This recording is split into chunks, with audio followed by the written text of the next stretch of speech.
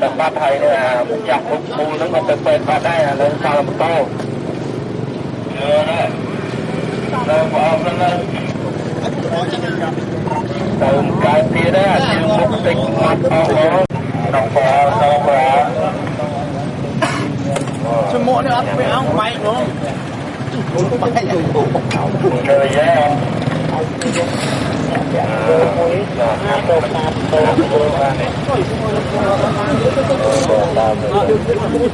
Ủa đông người phải vô miền bia ấy bố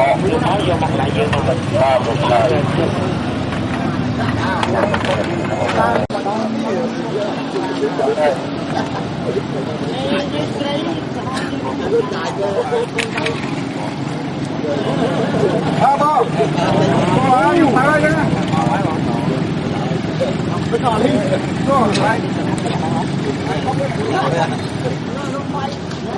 đây cũng tư mình tháo cuốn cùng tháo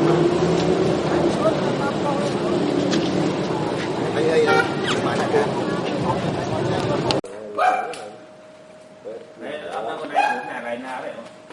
Con này đâu này cũng là cà con này. con này là chó luôn. Đây cho con này này chỗ này phòng nè rồi.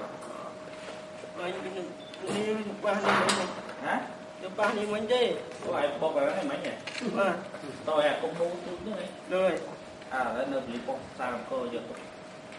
Tôi lương ôm thịt héo này lương ôm là mấy anh băng thịt chọc anh chịu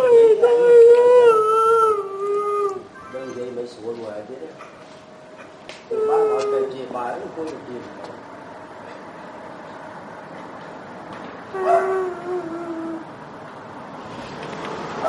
ơi thôi chứ